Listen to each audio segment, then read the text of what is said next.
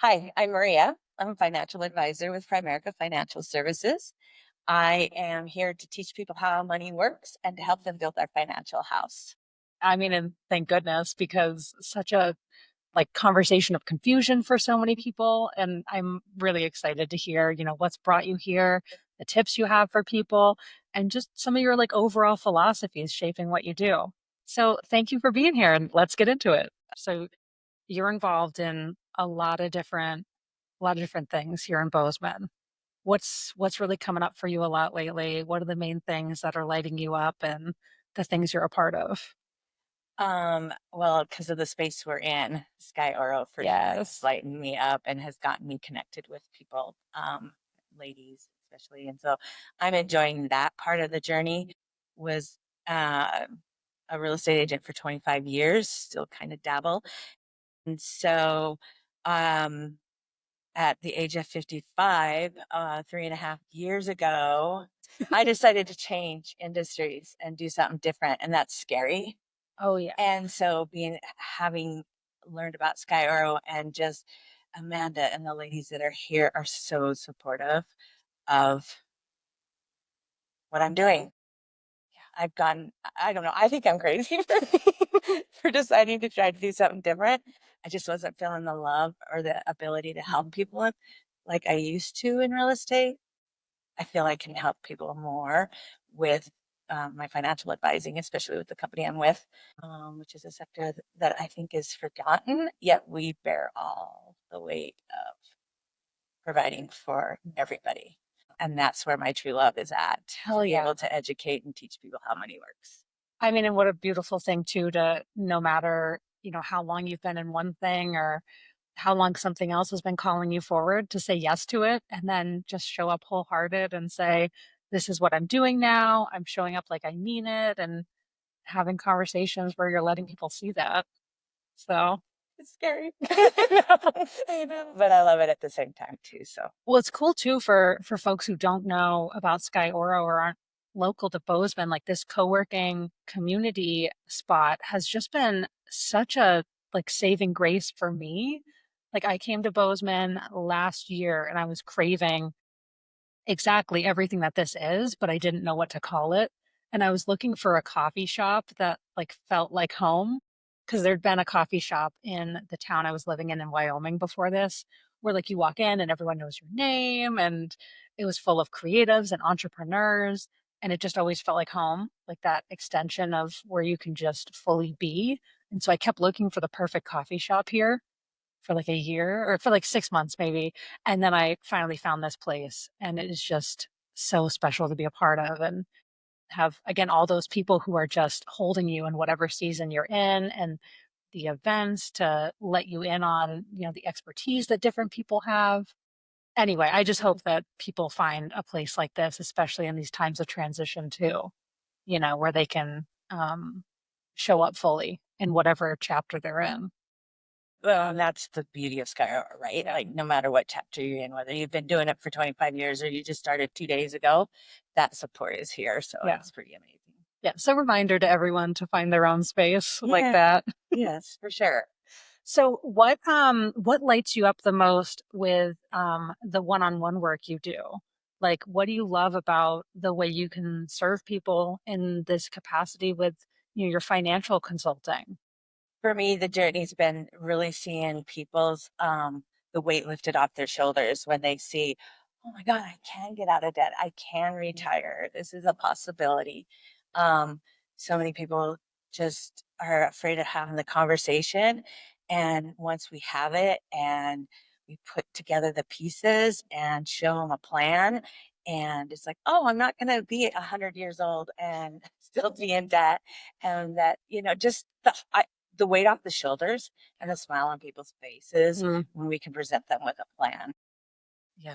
It's just like what used to warm my heart when I real estate first time home buyers. The minute they walk into a house and you can tell their heart has sung, that's what I'm doing for them with their finances, helping them build that financial house so they can feel some breathing room and a future for retirement. Because a lot of people are like, my retirement plan is to work till I die. Oh my That gosh. doesn't work. Well, I mean, some people, right? That's all that's been maybe modeled for them too. Like, I feel really fortunate because growing up, my parents always modeled the planning and kind of transparency with finances. And if you're not looking at it and not paying attention to it, it's not just going to magically get solved. Like, you do have to have a plan and whatnot. But still, I feel a little bit of shame might not be the right word, but uneasiness with not being where I want to be. And I feel like it really just came out in my voice just then, like the discomfort around it. Like, even if you've been prepared a lot in life, it's just something about these financial conversations can feel so freaking hard. So, and that's what I've run into with a lot of people is exactly what you just said. Shame, fear, just the unknown, not wanting, not knowing where to go. And I think for me and my experience has been most people are like, well, I can't afford a financial advisor, or Mhm. I went and talked to one and they're like, oh, you only have $100,000, come back when you have five or 250. And so I think as financial advisors, our industry has gotten maybe a bad feel for people. So they don't want to go. Because first off, we're going to talk about money. And if that's not vulnerable, what is, and then you go talk to somebody and they're like, oh, you're not worthy. Because you just told somebody they're not worthy because they don't have the money you want to help them invest. That's not me. That's not what I do. I'll help you open up an account with $25 a month and just to get you in the habit of saving. And then you go, oh wow. And you start to see people fall in love with saving versus spending. And so that's really cool. And then we have a financial needs analysis, which is a fancy computer program that spits all, gives you a bird's eye view of your finances, where they're at, where they're going. It gives you what your financial independence number should be. So if you don't know how much money you need to retire, how do you save for that goal, right? Mm. So that's what this does. And it does it based on what you want your retirement to look like and see if do I have to downsize what I want, or am I on the right track? And that's where I'm saying, like, I think you'd be surprised that if you really dived into it and did something like that, you'd realize, oh, I am on the right track, or I'm not that far behind as I think I am. And that's that weight off people's shoulders that I see when they take the time to sit down. Yeah. The hard part is getting people to make that commitment to themselves. So I've been thinking so much lately about how much that education or the information just eases so much in us. Like, when we take that scary jump and look into something and then we're like, oh, okay, this is really what it is. And even say if the situation maybe financially was rough, I feel like what you're saying of having that information and the plan just makes things so much easier. And like, this is so random, but there's fields of crops by where I live. And the university has these signs that tell you like what crops are planted for, which areas. And you see like the color changes in them and then the new sign, and you can see like this is the name of this area. And even just this little thing is so interesting to me to drive by and see, oh, that's the mustard, or oh, that's this. And so I've been thinking a lot about how just knowing makes any kind of experience, maybe almost any kind of experience, just a lot more interesting, enjoyable. Um, it takes yeah, away the yeah, unknown and the yeah, fear. So then you're like, oh, I've got this. What's that saying? Knowledge is power. yeah, Not to, I think that gives that a whole different meaning, yeah. a view of that. So yeah, we're all about teaching people how money works and that it's not hard. You just have to be willing to take the time to look into it. Mhm. So that's what I really love about the company I chose. That's their thing, is educating people, building relationships. So Yeah, that's yeah, wonderful. What did your journey look like getting here? 7 years ago now. I don't know. The time goes by so fast. A friend of mine introduced me to Primerica. That's the financial company I work with, and said she just wanted to show me, see what she's doing. She was my hairdresser for 17 years, and she too was gonna dive into something new. So I looked into it, learned that, oh wow, this is kind of cool. This company will help me, who I felt had no money, to start investing. So then about 4 years late, and then in between those years, she'd go, "You need to come be an agent. You need to join me." And I'm like, "No, I'm good with real estate. I don't need to do this." And it was, yeah, probably about 4 years into investing, learning what they do, and just kind of following her. It was weird because I just kept thinking about it. And one day I went to church. I don't go a lot. And this is gonna be a weird conversation, but Bring it. yeah. After service, I went into the restroom, and it's not the restroom I normally go into because there's a couple at this church. And I ran into Shannon, and I was just like, "Oh my God, I need to talk to you about Primerica." And it just came out, and I was like, "What just happened? Like, what did I just do? What did I just start?" And a week later, I was signed up and starting to get my licenses to become an agent. So I don't know. And I believe and I have faith, but it's almost like somebody was talking to me and said, "This is what you need to do next to Mm. fulfill your passion for educating and helping people. And you can do that with this company. Give it a shot." And it's been quite the journey and challenge. Oh, and how cool to have listened to that and not just rationalized it away or said, not me, to just go, whatever, you follow whatever was coming for you at that time, to have that conversation with her and then just go all in. That's badass. That's really cool. Thank you. It was crazy. Like, what just happened? But yeah, it was cool. Huh.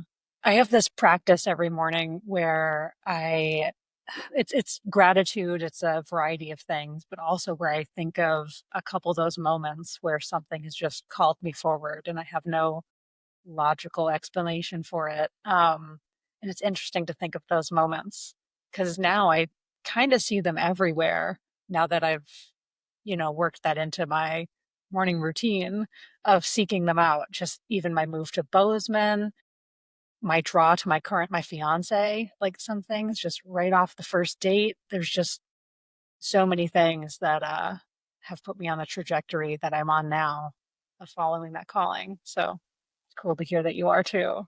Thank you. But um yeah, we were talking earlier about what really lights you up in working with clients. Is like most of what you do client facing, or is it more research oriented? Like, where do you find yourself in the day to day?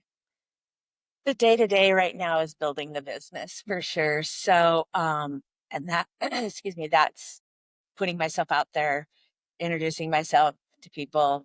So whether that's prospecting to get appointments or networking to get to build relationships. So right now it's all about building relationships. So that could be one-on-one, it could be a seminar, it could be a podcast, apparently, um, just to get my message out. This Yeah. is what I do. This is what I love to do, and I'm here for you. And it's completely with no judgment, and to do the best I can to help you get some clarity on your finances.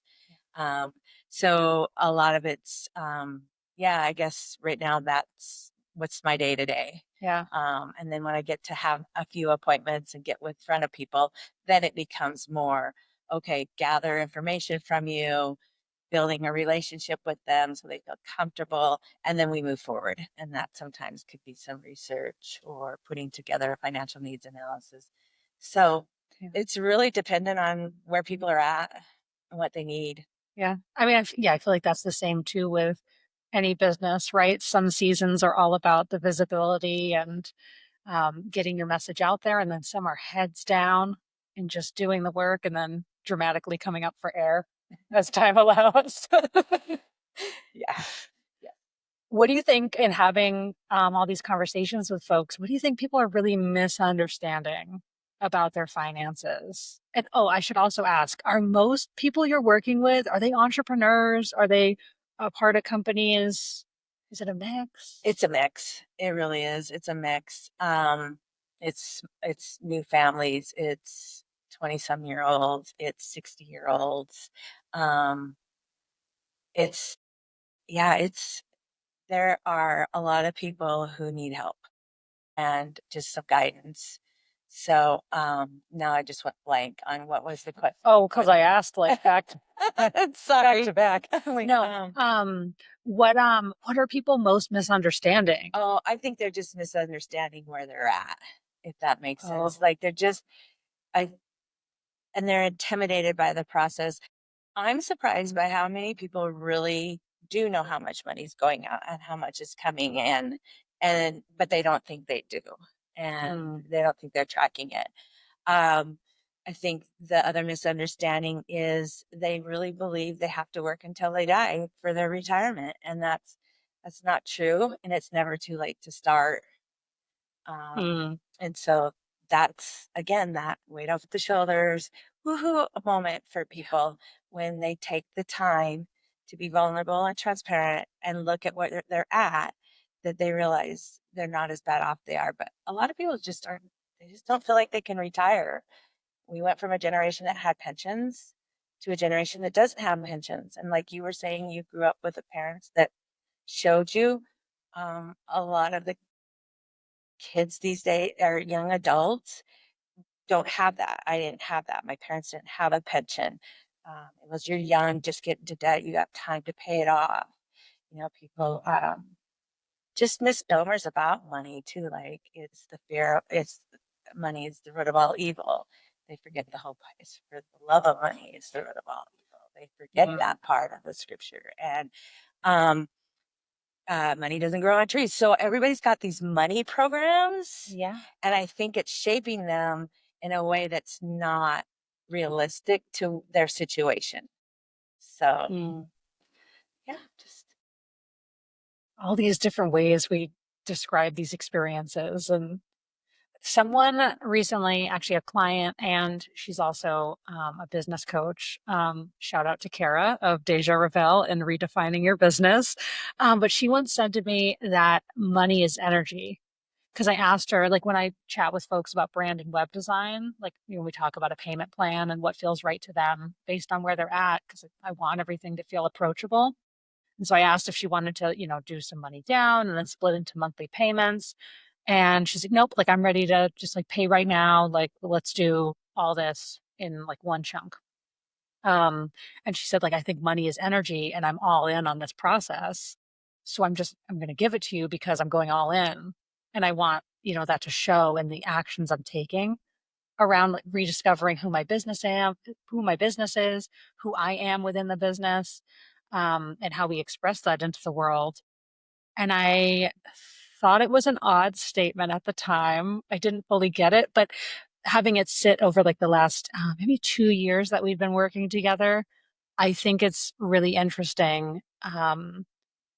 Versus that maybe like brace and hold things close to you. it's And almost like she's got an abundance yeah, instead of a scarcity mindset. yeah. And I think that's awesome because I think that's another issue that people have. I would Mm, agree with her.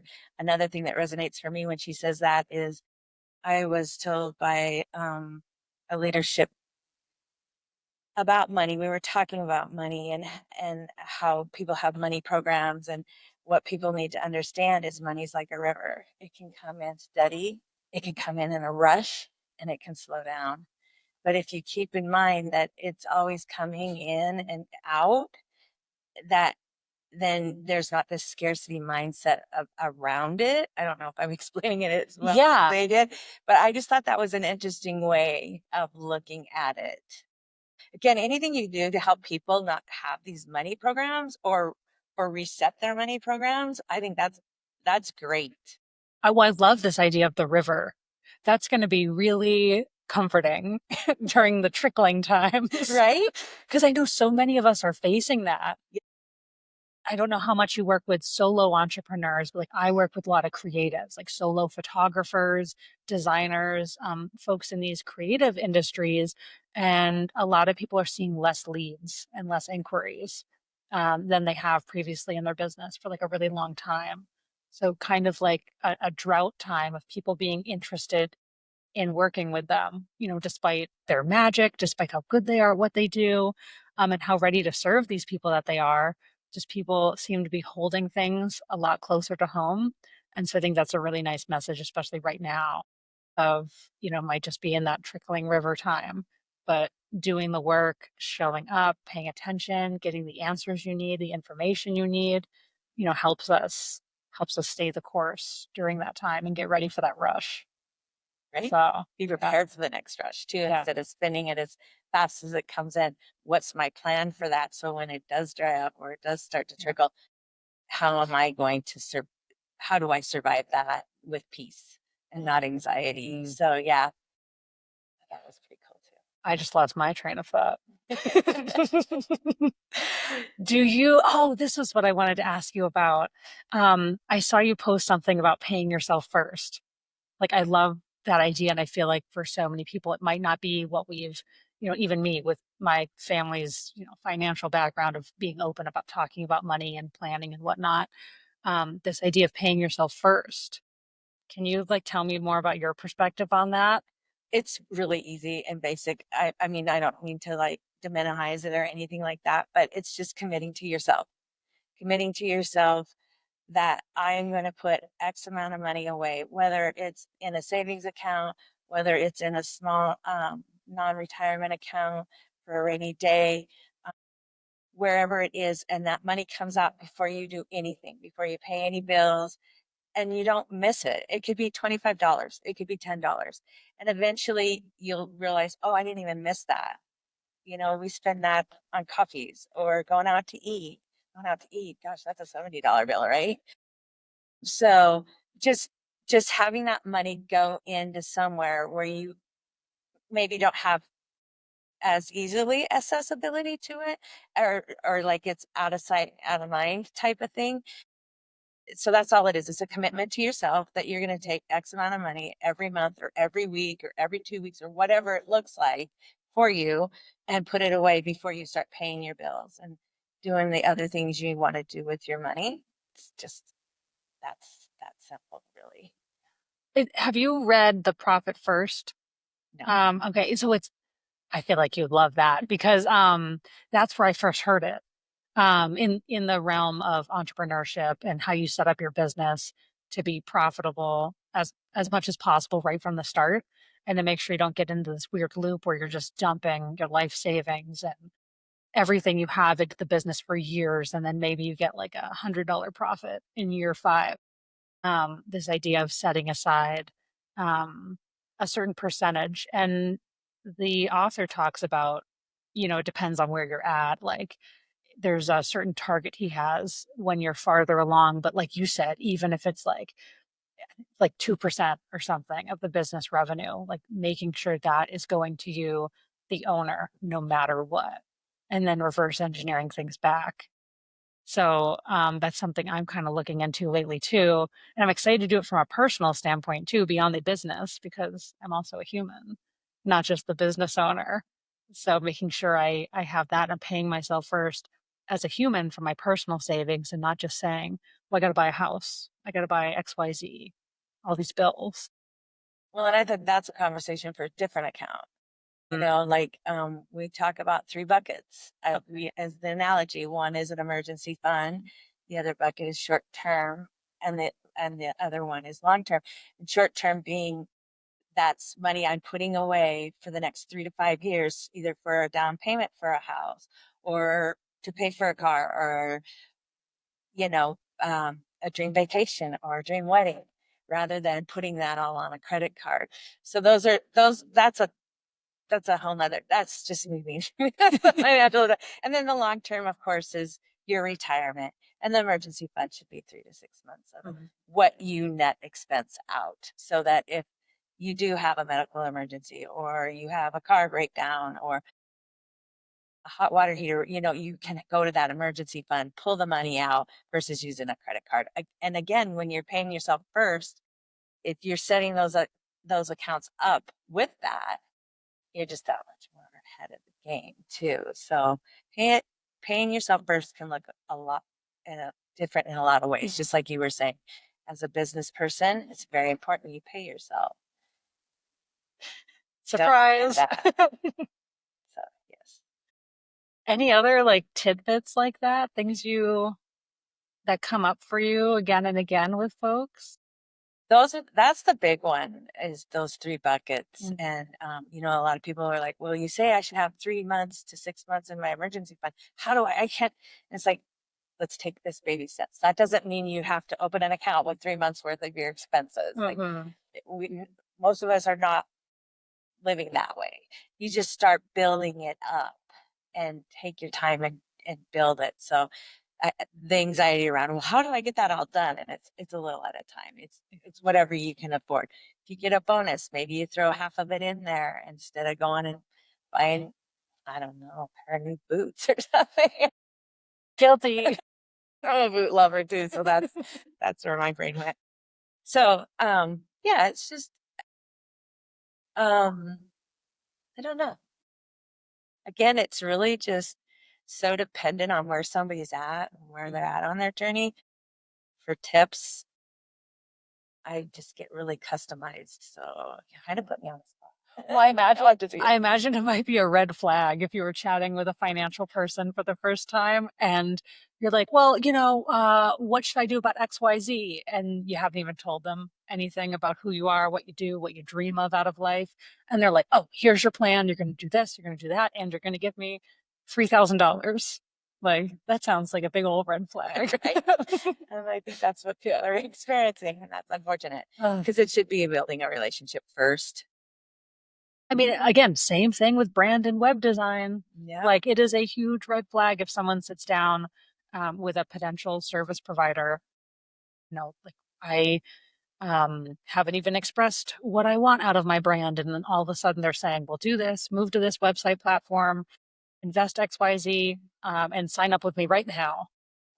All the Going for the juggler. yeah, just going for the kill. It's just all these things are just so much more intimate and collaborative than I think we see sometimes. And I'm grateful there's folks in all these different industries who are meeting people where they are, allowing their story to be heard. So, things can be crafted in a way that's actually going to be beneficial to them.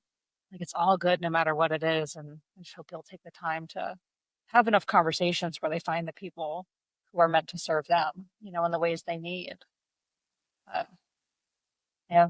Yes. Building relationships are key, I think, to helping us build our businesses and doing what we want to do for people is help them. We're not in business for ourselves for greed, I don't think. Mm. The right people are. Yeah, for sure. Yes. We are, we're screwed. No. But yeah. Yeah, it's a beautiful thing to be aligned with your calling and showing up for those people you're meant to serve most. So thank you for being here with me and sharing your story and allowing me to get to know your world and the way you show up for your folks. I'm grateful you do what you do. Thank you, Amy. I appreciate your time as well. It was a lot easier than I thought it was going to be. Thank you. Oh, yeah, and reminder again, finances might be a lot easier than people think they're going to be. So Yes, take the leap. for sure. The Stories That Form Us is a production of Unbridled Form, where I serve intimate, artistic brands like boudoir, maternity, wedding, and fine artists through story-led branding and web design. If you're in a season of exploring the stories that form you, I invite you to download the free brand storytelling guide at unbridledform.com/storytelling. See what it reveals for you and where it might lead you next. You'll find a link in the show notes. See you next time.